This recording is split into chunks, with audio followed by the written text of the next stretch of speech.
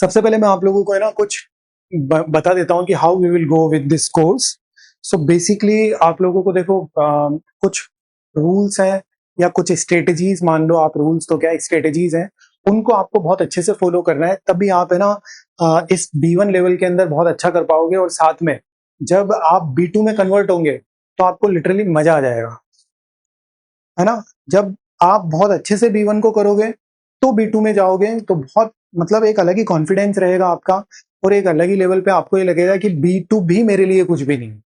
और अगर आपका B1 खराब हुआ तो मैं आपको गारंटी दे सकता हूं B2 भी खराब होगा, क्योंकि B1 और B2 लगभग लगभग एग्जैक्टली सेम है। 70-80% वोकैब सेम है, 70-80% ग्रामर के टॉपिक सेम है। मैं आपको पढ़ाऊंगा जब बताऊंगा कि ये आपने B1 में किया था, ये B1 में किया था, ये B1 में किया था, ये B1, तो ये मेरे लिए टीचिंग में भी आसान होगा आप B2 जब करोगे, और आपके खुद के लिए भी आसान होगा जब आप खुद करोगे कि अरे पैसिव तो मैंने B1 में कर लिए थे, अरे मैंने ये डोपेल कनेक्टोरन तो B1 में ही कर लिए थे। सारे के सारे एज इट इज है, एज इट इज आएगा पूरा। पैसिव इसमें कर लिए, डोपेल कनेक्टोरन कर लिए, नेबल्स आर्ट्स कर लिए, दाटिव, नॉमिनेटिव, अकोजाटिव, गेनेटिव, सब जो आप यहाँ देखोगे एग्जैक्टली सेम वहां भी दिखेगा। तो इसके लिए अभी हमें करना क्या है, हम कैसे फर्दर प्रोसेस करेंगे। तो सबसे पहले देखो, हम जो बुक्स को फॉलो करेंगे वो होगी नेट्सवैक। सबसे बेस्ट बुक जो है वो है नेट्सवैक अभी के टाइम पे। पहले जब थी तो स्टूडियो थी, अभी वो बहुत पुरानी हो गई है, 5-5, 10-10 ईयर्स अगो का एडिशन है, तो कोई काम का नहीं है। तो अभी के हिसाब से हम जो बुक्स फॉलो करेंगे वो होगी नेट्सवैक। अब देखो कुछ इंस्टीट्यूट क्या करते हैं कि नेट्सवैक भी आपको सिर्फ एक कोर्स बुक इंट्रोड्यूस कर देते हैं और उसको करा के छोड़ देते हैं। हम ऐसा नहीं करेंगे, हमें बहुत इंटेंस जाना पड़ेगा। और पता है एग्जाम प्रिपरेशन भी आपको तब मजा आएगा जब आप उन बुक्स में इंटेंस होंगे, क्योंकि एग्जाम प्रिपरेशन तब होती है जब ऑलरेडी स्टूडेंट को ग्रामर आए, ऑलरेडी स्टूडेंट को चैप्टर्स की वोकैब आती है, तब जाके वो वहां समझता है। अब डायरेक्ट अगर वो डायरेक्ट एग्जाम प्रिपरेशन में चला गया, पता चला उसको न तो ग्रामर आती है न वोकैब आती है, और टेल का एग्जाम और देने बैठ गए आप, तो वो भी नहीं हो पाएगा। तो इसलिए हमें कैसे करना होगा, मैं आप लोगों को बुक्स वगैरह शेयर कर दूंगा, PDF में ही आपको मिलेगी। तो कोर्स बुक सबसे पहले हमारी होगी। तो कोर्स बुक के अंदर ज्यादातर एक्सरसाइजेज जो है वो मैं आपको करवाऊंगा कि चैप्टर के अंदर क्या आ रहा है, ग्रामर के अंदर, चैप्टर के अंदर वोकैब क्या चल रही है, उसके अंदर क्या स्पीकिंग की एक्टिविटीज है, क्या लिसनिंग की एक्टिविटीज है, एंड एवरीथिंग। तो उसका जो बंडल रहेगा पूरा, वो मैं आपको एक्सप्लेन करूंगा। ग्रामर हो, वोकैब हो, या कैसे इनको करना है, स्ट्रेटजीज हो, सारी सब कुछ मैं आपको उसमें से करवाऊंगा। फिर उसके बाद में देखो जो कोर्स बुक है उसी का सिमिलर यूबुंग्स बुक आपको मिलेगी। तो यूबुंग्स बुक क्या करेगी, जो कोर्स बुक में आपने चैप्टर किए ना, उसी को यूबुंग्स बुक अपनी प्रैक्टिस में लानी है आपको। कि मैंने अगर आपको कुछ करवा दिया तो मैं आपको होमवर्क में दूंगा ज्यादा से ज्यादा यूबुंग्स बुक में। तो यूबुंग्स बुक में अभी अपने चैप्टर 1 किया कोर्स बुक में, तो चैप्टर नंबर 1 में चले गए आप, किसमें, यूबुंग्स बुक में। कई बार बाई चांस अगर मैंने नहीं भी बोला है तो भी आपको ऑटोमेटिकली वहां आ जाना है, क्योंकि यूबुंग्स बुक और कोर्स बुक, कोर्स बुक का जो सपोर्ट है वो यूबुंग्स बुक है कि आपने जो भी चैप्टर में पढ़ा है सेम वोकैब, सेम ग्रामर की एक्सरसाइजेस आपको यूबुंग्स बुक में मिलेगी। एग्जैक्टली सेम वोकैब इर्द गिर्द रहेगी, सेम ग्रामर रहेगी, सब कुछ उधर आ जाएगा आपकी प्रैक्टिस के लिए। फिर उसके बाद में एक बुक और है जिसको हम फॉलो करेंगे, उसका नाम है इंटेंसिव ट्रेनिंग। बहुत से इंस्टीट्यूट है वो इसको इंट्रोड्यूस ही नहीं करते हैं, कोई लेना देना नहीं है इंटेंसिव ट्रेनिंग से, बट मैं ये मानता हूं कि लैंग्वेज का सिर्फ और सिर्फ एक ही की है सक्सेस का, वो है इंटेंस ट्रेनिंग। अगर आपकी ट्रेनिंग इंटेंस है ना, तो आप चाहे एकदम रद्दी स्टूडेंट हो ना, तो भी इस लैंग्वेज को या किसी भी लैंग्वेज को कर जाओगे आप। भले ही आपके 10th में 50% थे या 90% थे, उससे कोई फर्क नहीं पड़ता। लैंग्वेज कोई किसी भी टाइम आके कभी भी कर सकता है, किसी भी एज पे कर सकता है। बस एक ही चीज की दिक्कत है, वो है आपकी इंटेंसिटी, कि आप कितना इंटेंस जा रहे हो। कि मैंने कोर्स बुक में कराया, आप फटाक से फर्स्ट चैप्टर में यूबुंग्स बुक में आ गए, और फिर यूबुंग्स बुक से आप सीधा किस में चले गए, इंटेंसिव ट्रेनिंग में। बहुत अच्छी अच्छी एक्सरसाइजेज होगी, फिलिंग द ब्लैंक्स करना, मैच द फॉलोइंग करना, कुछ स्पीकिंग रिलेटेड होंगे, कुछ ग्रामर रिलेटेड होंगे, उनको आप हमेशा करते जाओगे। तो उससे क्या होगा, पहले कोर्स बुक में एक्सरसाइजेस की, फिर यूबुंग्स बुक में एक्सरसाइजेस की, फिर इंटेंसिव ट्रेनिंग में भी आ गए, और उसके बाद में आपका हर चैप्टर के वाइज टेस्ट होगा। देखो बहुत इंपॉर्टेंट है टेस्ट को देना। कई बार क्या होता है कि इंस्टीट्यूट है उसने आपका पूरा क्लासेस ले ली, सिलेबस कर दिया, सब कुछ हो गया, और आपका आता पता ही नहीं है कि आप क्या करते हो, कितना आपको आता है, क्या आ रहा है नहीं आ रहा, ना टीचर को पता है ना स्टूडेंट को पता है। तो हमें वैसा नहीं करना है। हम क्या करेंगे, हर चैप्टर पे ही आपका एग्जाम ले लेंगे। ऐसा नहीं कि आप 6 चैप्टर करोगे, हाफ बुक का हो गया फिर उसका देखेंगे, तो वो तो फिर हमें पता ही नहीं चल रहा आप क्या करो। वैसे तो डे टू डे की क्लासेस में भी पता चलेगा आपका, बट उससे भी इफेक्टिव जो है ना, वो आपकी आदत बनाना, कि आपका जब फाइनल एग्जाम होगा तो आप डरो नहीं, आपको ये नहीं लगे कि यार क्या हो रहा है या मुझे बहुत डर लगता है एग्जाम देने से, ऐसा बिल्कुल भी नहीं हो। तो उसके लिए आपका एवरी चैप्टर पे टेस्ट होगा, और वो कब होगा, वीकेंड पे होगा। जैसे मान लीजिए इस वीक के अंदर हम फर्स्ट चैप्टर को टारगेट कर रहे हैं, तो फर्स्ट चैप्टर आपने पहले कोर्स बुक में कर लिया, फिर आपने यूबुंग्स बुक में कर लिया, फिर आपने इंटेंसिव ट्रेनिंग में कर लिया, पूरी वॉकैब कर ली, मैंने आपसे वॉकैब भी पूछ ली, एक्सरसाइजेस आपने कर ली, आपके डाउट्स थे वो भी क्लियर कर दिए, सब कुछ ओवरऑल खत्म हो गया। अब हमारे सामने वीकेंड आ गया, तो वीकेंड पे आप फ्री रहते हो, तो उस टाइम पे आपको वो टेस्ट देना है। कि फर्स्ट चैप्टर हो गया, फर्स्ट चैप्टर का टेस्ट, सेकंड चैप्टर हो गया, सेकंड चैप्टर का टेस्ट, थर्ड चैप्टर हो गया, थर्ड चैप्टर का टेस्ट। तो ऐसे करके करना है ना। तो ये सारी आपको स्ट्रेटेजी यूज करनी है कि first chapter, test, course book, क्यूबुंग्स बुक, इंटेंसिव ट्रेनिंग और टेस्ट। उसके लिए भी मैं आपको बुक दूंगा, उस बुक का नाम होगा टेस्ट हैव। क्या नाम होगा, टेस्ट हैव। वो सारी की सारी सीरीज है ना नेट्सवेयर की है, कोर्स बुक भी नेट्सवेयर की, यूबुंग्स बुक भी नेट्सवेयर की, इंटेंसिव ट्रेनिंग भी नेट्सवेयर की, और टेस्ट हेफ्ट भी आपकी इंटेंसिव वो उसकी नेट्सवेयर की। तो उससे क्या होगा, जो भी आपका चैप्टर का सिनेरियो है ना, जो वोकैब चल रही है, जो एक्सरसाइजेज चल रही है, जो ग्रामर चल रही है, उसके इर्द गिर्द ही रहोगे आप। और आपने इतनी इंटेंस प्रैक्टिस कर ली होगी कि अब आपको इस चैप्टर में से कुछ भी वोकैब पूछ लो, इसकी जो ग्रामर यूज हुई है वो पूछ लो, आप आराम से कर पाओगे। तो हमें बिल्कुल भी टेंशन नहीं होगी। तो इस तरीके से हमें चलना है। दूसरी बात है कि आपको ग्रुप बना हुआ है आपका, तो ग्रुप के अंदर आप जो जितने भी स्टूडेंट्स हो, वो सभी स्टूडेंट्स बहुत एक्टिव होने चाहिए। जैसे मान लीजिए अभी आप 10-15 स्टूडेंट हो, तो उसके अंदर आप अपना एक फ्रेंड बना लो। आपको लग रहा है कि ये जो पर्सन है मेरे लिए अच्छा है, तो मैं इसके साथ में डेली प्रैक्टिस कर लूं। तो ये जो चीज है वो आपको हमेशा मिलेगी, कि इस टॉपिक पे आपको डिस्कस करना है डेली, कि ये आपका फ्रेंड है, ये आपके साथ में टाइमिंग फिक्स करेगा कि इतनी बजे मैं फ्री रहता हूँ, इतनी बजे मैं फ्री रहता हूँ, है ना। तो उसके अकॉर्डिंगली आपको टाइम फिक्स करके दोनों को एक दूसरे के साथ में स्पीकिंग करनी है, गेम एग्जाम प्लान करना है, छोटी छोटी जो कॉन्वर्सेशन रहती है वो देखनी है। डे टू डे में आप एक दूसरे को कॉल करो, जैसे मान लीजिए नॉर्मली आप हिंदी में कॉल करते हो, वैसे एक दूसरे को बताओ कि आपने कल क्या किया, आज क्या करने वाले हो, कहाँ जा रहे हो, किसके साथ हो, क्या बातें हुई, फ्रेंड्स के बीच में क्या बातें। तो उससे क्या होगा कि वो एक नेचुरल वे में लैंग्वेज आपको आना स्टार्ट हो जाएगी। बजाय ये किताबों के पीछे पड़े रहो, उससे कोई मैटर नहीं करता। आपका जो मेन मैटर है वो ये है कि आपको उसको इंटेंस स्पीकिंग में यूज करना है, और वो पहले दिन से यूज करना है। आप अभी B1 में हो, तो B1 में पहले दिन से यूज करोगे ना, तब जाके आप जब पूरा कोर्स हो जाएगा आपका, उसके बाद आपका लेवल देखना। ये जो बच्चे डरते हैं ना, स्पीकिंग नहीं आ रही मुझे, या मैं तो बोल ही नहीं पाता, या जब एग्जाम में थीम होती है या गेमा एग्जाम प्लानर होता है, वो कुछ भी नहीं रहेगा आपके लिए।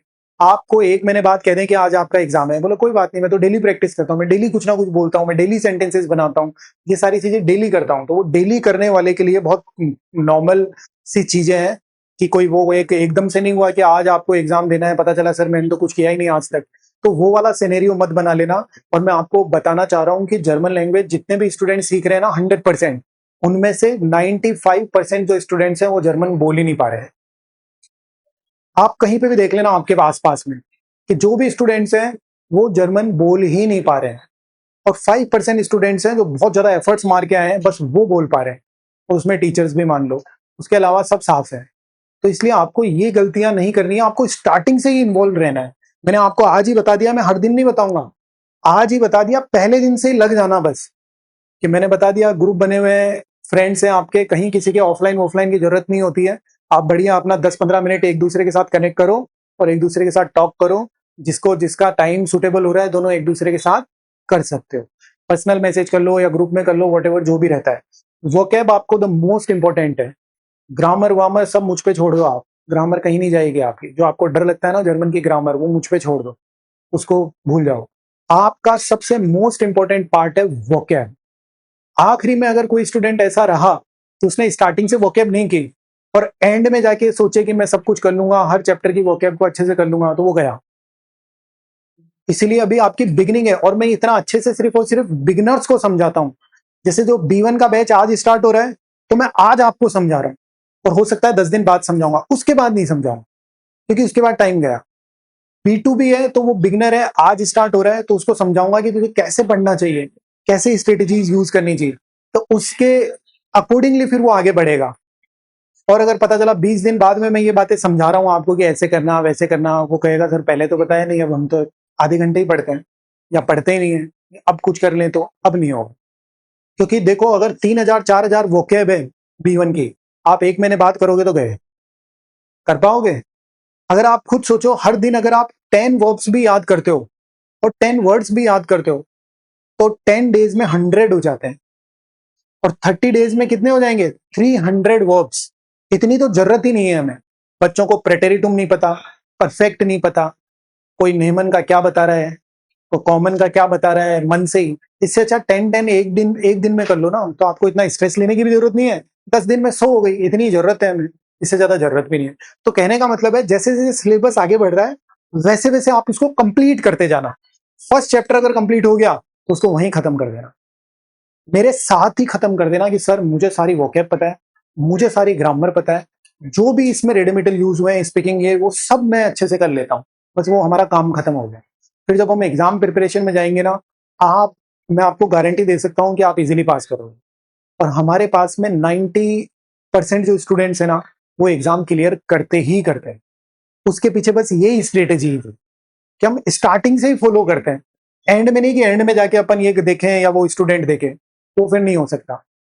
आप अगर स्टार्टिंग से ऐसे बन के चलोगे, तो एंड बहुत स्मूथली हो जाएगा आपका, आपको अच्छा भी लगेगा, आपको इंटरेस्ट भी आएगा, आप फ्रस्ट्रेटेड फील नहीं करोगे, आपको रिग्रेट नहीं होगा, आपको ये लगेगा कि हाँ यार, मैं स्टार्टिंग से ही बहुत फोकस्ड हूँ, मुझे सारी चीजें आती है, आज मेरा एग्जाम ले लो, इट्स ओके। और टीचर को भी फिर एग्जाम प्रिपरेशन में मजा आता है। मैं बता रहा हूँ आपको, बहुत डीपली कुछ थिंग्स आपके ऊपर से जा रही है। मैं बता रहा हूँ स्प्राग बाउस्टाइन में देखो ये गेनेटिव है, आपको पता ही नहीं चल रहा। मैं बता रहा हूँ ये ऐसे हो रहा है, ये पैसिव था, हमने ऐसे सीखा था, उसमें ऐसा था। अब आपने तो फोकस ही नहीं किया, आपने प्रैक्टिस ही नहीं की, तो वहां एकदम से कैसे कर लोगे आप? क्योंकि स्प्राग बाउस्टाइन के अंदर पूरी ग्रामर आती है, पूरी कौन सी, A1 की भी आती है, A2 की भी आती है, B1 की भी आती है, तो तीनों आ जाएगी ना वहां पे। तो अब पता चला कोई स्टूडेंट A1 में भी अच्छा नहीं था, A2 में भी नहीं था, B1 में पूरा खत्म ही था, वो थोड़ी कर सकता है फिर उन चीजों में। अब मैं ये भी नहीं कर सकता कि एग्जाम में फिर आपको वो वापस वर्ब कॉन्जुगेशन पे लेके जाऊंगा कि चलो अब वापस सीखते हैं वर्ब कॉन्जुगेशन, इसके साथ ही लगेगा अभी, ऐसा भी नहीं हो सकता। फिर B2 में चले जाओगे, B2 में पता चला, मेरी एक्सपेक्टेशन ये है कि आप गेनेटिव पढ़ के आए होंगे, बच्चे को पता ही नहीं है गेनेटिव क्या होता है, तो उसको वहां मैं वापस थोड़ी बताऊंगा, क्योंकि वो तो A2 से स्टार्ट हो जाता है। तो ये टाइम वेस्ट नहीं कर सकते। और आपका बैच जो है बहुत अच्छा बैच है, तो मैं चाहता हूँ कि आप बहुत आगे तक जाओ, B2 तक, और इसको कंप्लीट करके अपनी स्टोरी कंप्लीट हो जाएगी आपकी। तो इसीलिए आपको मैंने स्टार्टिंग से बताया है कि आपको इस तरीके से चीजों को फॉलो करना है। अब देखो, जो ग्रामर है, ग्रामर हमेशा हम पहले करेंगे, ठीक है? सबसे पहले हम क्या करेंगे, हर चैप्टर की ग्रामर को, मैं ग्रामर आपको बहुत अच्छे से एक्सप्लेन कर दूंगा और उसके नोट्स भेज दूंगा। उसके बाद बुक्स के अंदर एक्सरसाइजेस दूंगा आपको, कि बुक्स के अंदर ये इतने पेज पे ये एक्सरसाइज आपको करके लानी है। फिर क्लास के अंदर हम उसको डिस्कस करेंगे, फिर अगले दिन, कि भाई आपने ये एक्सरसाइजेस करी, इसमें कोई डाउट तो नहीं है, आपको समझ में आया था या नहीं आया था, वो सारा वहां से क्लियर होगा, और समझने का 99% आपको आएगा। फिर उसके बाद में हम उसको वोकैब को टारगेट करेंगे उस चैप्टर की, कि उसमें क्या क्या वोकैब हो रही है, क्या थीम चल रही है ना, उसके ऊपर डिस्कशंस करेंगे, उसके ऊपर ग्रुप डिस्कशंस होंगे, आप अपनी इंडिविजुअल वो दोगे, उसमें पहले ही मैं आपको बताऊंगा, आप घर से भी प्रिपेयर होके हमें, फिर लिसनिंग भी करेंगे, ऐसे करके आप लोगों को आगे बढ़ते जाना है। ठीक है, तो चलो हम स्टार्ट करते हैं। तो बेसिकली देखो, जो हमारा फर्स्ट चैप्टर है ना नेट्सवेक बुक का, और जो फर्स्ट हमारी ग्रामर स्टार्ट होती है हमारे B1 लेवल के अंदर, वो है हमारी सु प्लस इंफिनिटिव। इस टॉपिक को हम क्या बोलेंगे? सु प्लस इंफिनिटिव। देखो, सु प्लस इंफिनिटिव जो है ना, उसका एक बेसिक सा मीनिंग है, जैसे इंग्लिश के अंदर होता है टू प्लस इंफिनिटिव। अब टू प्लस इंफिनिटिव इंग्लिश में क्या मतलब होता है? जैसे कि मान लीजिए आप इंग्लिश में बोलते हो, I am planning to to Germany, तो इंग्लिश भी क्या करती है? टू लगाती है और उसके बाद वर्ब ले लेती है। क्यों हो रहा है ऐसा? उसके पीछे रीजन है कि एक सेंटेंस के अंदर दो दो वर्ब यूज हो रही है। एक सेंटेंस में क्या हो रहा है? वर्ब्स यूज हो रही है। तो इंग्लिश भी ऐसा ही करती है कि अगर एक सेंटेंस में टू टू वर्ब्स यूज होगी, तो वहां पे आप टू का यूज करोगे। पहली वर्ब तो नॉर्मल होगी और उसके बाद टू का यूज करोगे और वो पूरी की पूरी वर्ब इंफिनिटिव फॉर्म में आएगी। अब कोई बच्चा पूछेगा इंफिनिटिव फॉर्म क्या होती है? देखो, इंफिनिटिव फॉर्म का मतलब होता है उसकी रूट फॉर्म। जैसे इंग्लिश के अंदर होता है गो, वेंट, गॉन और गोइंग। तो रूट फॉर्म क्या है? गो, टेक, टुक, टेकन और टेकिंग। तो रूट फॉर्म क्या है? टेक। इसी को हम बोलते हैं रूट फॉर्म और इसी को हम बोलते हैं इन्फिनिटिव फॉर्म। ऐसे ही जर्मन में भी आपने सीखा है। जैसे मैंने बोला कॉमन और आपने परफेक्ट बना दिया के कॉमन। मैंने बोला नेमन, आपने परफेक्ट बना दिया गेनोमन। तो नेमन और कॉमन जो है वो रूट फॉर्म्स है। क्या है वो?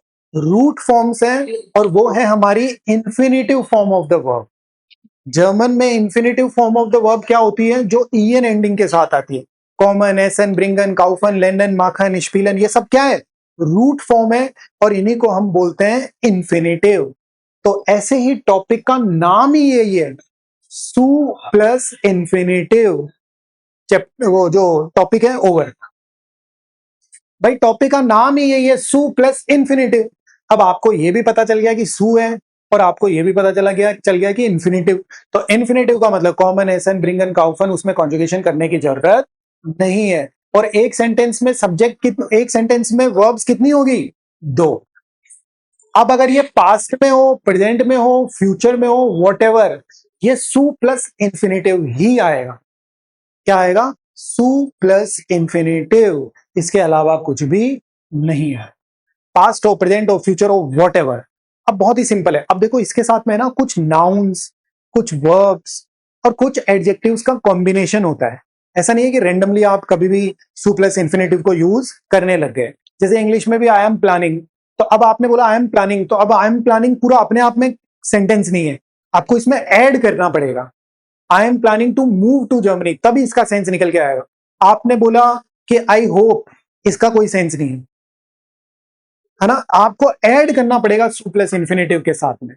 आई थिंक, इसमें कोई सेंस नहीं है, आपको ऐड करना पड़ेगा। तो ऐसे ही जर्मन भी करती है कि सू प्लस इंफिनिटिव से दो सेंटेंस बनते हैं और उसमें कॉमा रहता है और सू प्लस के बाद में आपका क्या यूज करना पड़ता है? Infinitive form of the verb. बहुत ही सिंपल है। जैसे यहां पे देखो, इश हाबर फोर, आपने क्या बना दिया सेंटेंस कि इश हाबर फोर। अब जो भी आपका प्लान है ऐड करते जाओ, दुनिया भर के सेंटेंस बन सकते हैं। Ich habe vor, Deutsch zu lernen. Ich habe vor, im nächsten Jahr nach Deutschland zu fliegen. Ich habe vor, heute Abend ins Kino zu gehen. कितने भी लेंदी सेंटेंस बना लो, कुछ भी कर लो, सू प्लस इन्फिनिटिव आएगा आखिरी के अंदर। Ich habe vor, im nächsten Jahr in Deutschland eine Ausbildung als Pfleger zu machen. कितना सेंटेंस को मैंने लेंदी किया, पर फिर भी देखो सू प्लस इन्फिनिटिव आखिरी में ही आया है। और देखो सेंटेंस जो होता है ना, उसके अंदर इंफॉर्मेशन ऐड करनी होती है। अब इंफॉर्मेशन ऐड करने का मतलब है कि आप टाइम भी लेके आते हो, प्लेस भी लेके आते हो, पर्सन भी लेके आते हो, थिंग भी लेके आते हो, मैनर भी लेके आते हो, ये सब आके ऐड होती है। अब उनकी अपनी एक अलग ग्रामर है, तो वो एक अपना A1 से था, बट यहां आपको सारा यही करना है। तो ich habe vor Deutsch zu lernen, एस इज विस्टिश, ये हमेशा एस इज विस्टिश वाला जो सेंटेंस है सू प्लस इन्फिनिटिव के साथ ही आएगा। इन्फिनिटिव फॉर्म आएगी ना, बस इन्फिनिटिव मतलब रूट फॉर्म, कुछ करना ही नहीं है ना। तो क्या हो गया? एस इज विस्टिश, pünktlich zu sein. Es ist wichtig, jeden Tag Deutsch zu lernen. Es ist wichtig, früh aufzustehen. तो मतलब कुछ भी हो, ये आएगा ही आएगा। अब देखो कुछ पर्टिकुलर वर्ब्स हैं जिनके साथ में, जैसे कि ich versuche jeden Tag früh aufzustehen। आपने अगर ये बोला कि ich versuche, तो आना ही पड़ेगा सू प्लस इन्फिनिटिव, इसके बिना मीनिंग ही नहीं निकलेगा। आपने बोला ich versuche, क्या उससे क्या मानूं मैं, क्या समझू उससे? क्या आई एम ट्राइंग, क्या? हाँ, अगर कोई काम कर रहे हो, आपने बोल दिया कि are you not doing it, और किसी ने बोल दिया yes I am trying it, वो ठीक है। बट अगर रैंडम आप बोल रहे हो आई एम ट्राइंग, तो क्या उससे कुछ पता नहीं चल रहा। तो ich versuche Deutsch zu lernen, ich versuche jeden Tag früh aufzustehen, ऐसे कर सकते हो। Er beginnt क्या क्या Deutsch zu lernen, er beginnt ein Buch zu lesen, er beginnt von heute ins Fitnessstudio zu gehen, add कर दो। Wir hoffen die Prüfung zu bestehen, wir hoffen es heute zu regnen, sie plant nach Deutschland zu reisen। कुछ भी हो ऐसा ही करना है आपको। Adjectives भी हैं, es ist wichtig Deutsch zu lernen, es ist schwer eine neue Sprache zu lernen, es ist interessant andere Kultur kennenzulernen। तो देख रहे हो सब में यही आ रहा है। कुछ नाउन्स भी है, ich habe den Wunsch in Deutschland zu arbeiten। Wunsch का मतलब विश है कि I have wish, इंग्लिश में भी बना के देख लो आप, I have wish to work in Germany, English भी एग्जैक्टली कॉपी पेस्ट करती है। नेक्स्ट है er hat die Möglichkeit online zu lernen, है ना, तो ही हैज पॉसिबिलिटी टू लगाना ही पड़ेगा आपको इंग्लिश में भी, एग्जैक्ट कॉपी पेस्ट है बस। जी हार्ट keine Zeit einen Film zu sehen, तो एज इट इज करना पड़ेगा आपको, ठीक है। अब अगर यहाँ पे एग्जांपल देखो तो ich hoffe bald nach Deutschland zu fahren, versucht mehr Sport zu machen, wir planen eine Reise zu machen, sie beginnt Deutsch zu lernen। ich habe vergessen, ये भी बहुत फ्रिक्वेंटली यूज होता है, ich habe vergessen meine Hausaufgaben zu machen, es ist wichtig gesund zu essen, hat Angst einen Fehler zu machen, ich habe Lust ins Kino zu gehen, sie hat die Chance ein Stipendium zu bekommen, wir haben vor die Prüfung zu bestehen। कहने का मतलब है ये कुछ fix verbs, रेडमिटल्स कह लो या कुछ भी बोल लो, नाउन्स कह लो, एडजेक्टिव कह लो, सब आपके बुक में मिलेगा, नो वरी, ये सब के साथ में यूज होगा ही होगा सु प्लस इंफिनिटिव, हम बच नहीं सकते। अब देखो कई बार क्या रहता है, ट्रेन बारे वेरबन, ट्रेन बारे वेरबन जो आपने सीखी है उनके अंदर तो क्या होता है, ट्रेन बारे वेरबन में आप प्रीफिक्स लेते हो, जैसे अनरूफन, आइनलाडन, मिट ब्रिंगन, मिट कॉमन, तो उनमें तो प्रीफिक्स है। इनका क्या करेंगे, तो जो ट्रेन बारे वेरबन है उनके अंदर प्रीफिक्स जो होता है उसके बाद में सू लगेगा या उनके बीच में जाके सू लगेगा। जैसे अनरूफन का अनसूरूफन, सू अनरूफन मत लगा देना गलती से। जैसे आप पास्ट में परफेक्ट बनाते हो तो भी गे बीच में लगाते हो, अनरूफन का परफेक्ट क्या बनाते हो, अनगेरूफन, अनगेरूफन। आउफ स्टैंड का क्या बनाते हो, आउफ गे स्टैंडन। तो ऐसे ही आपको जब आप ट्रेन बारे वेरवन करोगे तो सू प्लस इंफिनिटिव इनके मिड में जाएगा, तो क्या हो गया, अनसूरूफन, आउफ सू स्टेन, ऑर्डर आइनसू काउफन। बस ये सू प्लस इंफिनिटिव खत्म। तो इशोफर डिश मॉर्गन अनसूरूफन, इश हॉफर डिश मॉर्गन अनसूरूफन, ये ऐसे नहीं होगा, इश हॉफर डिश मॉर्गन सू अनरूफन, ऐसे नहीं आएगा ये, ठीक है। और ये मेरी गारंटी है इस टॉपिक में से एक क्वेश्चन 100% आपके स्प्राग बाउस्टाइन में जरूर आए, तब वहां पे ये चीजें काम आती है कि अरे देखो यहाँ पे कॉमा था और ऑप्शन में दिख रहा है सू, फटाक से आपको पता चल जाएगा कि अरे यहाँ तो वर्ब भी है, इंफिनिटिव फॉर्म में भी है, यानी सू प्लस इंफिनिटिव यूज होगा। आज करी हुई चीज 2 महीने बाद कैसे काम आएगी, दैट ऑलवेज मैटर। और जब आप बहुत इंटेंस प्रैक्टिस कर लोगे तो मैं इतना ही बोलूंगा, सू प्लस इंफिनिटिव आप समझ जाओगे कि अरे हाँ सू प्लस इंफिनिटिव तो यही होता है। फिर अब जब आप खुद करोगे तो आपका दिमाग भी खुलेगा। तो एयर फेजुक फ्रू आउफ सू स्टेन, क्योंकि देखो गोइथे के एग्जाम में आप ग्रामर से बच सकते हो थोड़ा, बट ज्यादा नहीं बच सकते, क्योंकि वहां पे भी एक राइटिंग होता है, तो राइटिंग 3 पार्ट्स में वो वैसे मार देंगे आपको। राइटिंग 3 पार्ट्स में होगा तो दुनिया भर की चीजें लिखनी होगी, उनको पता चल जाएगा आपको ग्रामर नहीं आती है। फिलिंग द ब्लैंक्स में ग्रामर भरना और लिखना और उसमें ग्रामर का यूज करना में रात दिन का अंतर है। मैं अगर हिंदी लिखूंगा तो 90% मेरी हिंदी की ग्रामर बिल्कुल खत्म है, और वही अगर मुझे ऑप्शन देंगे तो हो सकता है मैं मेरा थोड़ा दिमाग यूज करूं कि हाँ यार ये तो यहाँ कारक हो सकता है, यहाँ संधि हो सकती है, ऐसा कर सकता हूँ मैं, टिकी तो मानना है। तो यही फर्क है बस टेल्क और गोइथे में, कि गोइथे में ग्रामर वो वैसे नहीं पूछते पर वो वैसे मार देंगे आपको, क्योंकि वो 3 टाइल आपके क्या आएंगे, राइटिंग। जबकि टेल के अंदर, राइटिंग के अंदर तो सिर्फ एक ही पार्ट है, और जो ग्रामर वाला पार्ट है वो तो बहुत आसान है। जब आपको बहुत अच्छे से ग्रामर आ गई फिर टिकी तो मारना है। आपको ऑप्शन दे रखे हैं 3, पता चलता है सब कि क्या चल रहा है। मिड प्रीपोजिशन ऊपर दे रखी है, नीचे मियर लिखा है, तो ये तो A1 के बच्चे को पता है कि नीचे डाटी भी आएगा। अब इतना दिमाग भी नहीं लगा पा रहे तो फिर उसके लिए खराब। वो कहे कि सर वहां तो ग्रामर आती है, मैं क्या करूंगा, 20 क्वेश्चन आते हैं ग्रामर के, आते हैं, पर अगर मेरे हिसाब से तो मैंने जितने भी स्टूडेंट्स को देखा है, मैं जिनको A1 से पढ़ाता आ रहा हूँ, वो तो मानोगे नहीं 20 में से 18 भी सही जाते हैं उनके, 15 भी सही जाते हैं, 18 भी सही जाते हैं, कई बार 20 भी गए हैं कईयों के। वो इसलिए गए हैं क्योंकि वो स्टार्टिंग से A1 से लेके उनको सब पता है ग्रामर के बारे में। उनको यूं बोल देता हूँ, और मैं आपसे बताऊंगा कि आप B1 कर रहे होंगे बट देखना स्प्राग बाउस्टाइन में A1 की ग्रामर तक आएगी। इन्फिनिटिव जो आती है ना हमारी एक्सक्लेमेटरी वाले, इंपरेटिव सेंटेंस वो तक B2 में आ जाते हैं, इतने खतरनाक लेवल पे आता है कि आप A1 में जो किया था वहां तक भूल ही जाते हो कि इन्फिनेटिव आप 3 फॉर्म में बनाते थे इंपरेटिव सेंटेंसेस की, डू फॉर्म में, ईयर फॉर्म में और जी फॉर्म में। जबकि यहाँ स्टूडेंट बैठे हैं उनको पता होगा कि डू फॉर्म में कैसे बनता है, ईएन हटाते हो, ईयर में कैसे बनता है, टी लगाते हो और सब्जेक्ट हटाते हो, और फॉर्मल यू में जी लगता है। और जबकि B2 में मैंने देखा था, B2 में आ गया और सब बच्चों ने गलत कर दिया। क्यों? क्योंकि वहां ईहर में था और वो स्टूडेंट नहीं समझ पाया कि क्या था और इंपरेटिव सेंटेंस था। कुछ भी हो सकता है, ऐसा मत सोचना कि आप B2 में बैठे हो तो A2 यूज नहीं होगा, होगा। तो यहाँ सू प्लस इन्फिनेटिव आपको क्लियर हो गया कि एयर फेजुक फ्रू आउट सू स्टे एंड वी प्लानन हॉइटर आइन सू काउफन। तो इस तरीके से आपको सू प्लस इन्फिनेटिव है जो कि यूज करना होगा। ठीक है, ये पीडीएफ में आप लोगों को शेयर कर दूंगा, हालांकि अभी मैं और एक्सरसाइजेस कराऊंगा तो आपको खुद को ही लगेगा कि पीडीएफ की जरूरत है ही। तो यहाँ पे देखो जो एक्सरसाइज है हमारे सामने, यहाँ पे अगर आप देखोगे ये नेटस्वेक बुक ही है, मैं आप लोगों को सबको शेयर कर दूंगा, आप लोगों को अपने पास रखनी है। ठीक है, और सभी बुक्स की फोटोकॉपी होनी चाहिए हर स्टूडेंट के पास में। ऐसा नहीं होना चाहिए कि 100 200 500 रुपए बचा लिया आपने, मैं तो लैपटॉप से पढ़ लूँ। वो जर्मनी में रह रहा है वो एक अलग बात है, बाकी जो इंडिया में है वो तो कंजूसी मत करना। ठीक है, तो आप लोगों को हमेशा फोटोकॉपी करवा के रखनी है, क्योंकि कभी सुबह उठते ही लैपटॉप मोबाइल थोड़ी लेके बैठोगे। देखो यहाँ पे सू प्लस इन्फिनेटिव है, ये कुछ रेडमिटल्स हैं आपके पास में, यहाँ कुछ रेडमिटल्स हैं ये वाले। अब इनमें सेंटेंसेस ऑलरेडी बिल्ड है, आपको कुछ नहीं करना, जहां भी वर्ब दिख रही है उनके अंदर सू प्लस इन्फिनेटिव को ऐड कर देना। क्या करना है? सीधा सा सू प्लस इन्फिनेटिव को ऐड कर देना है।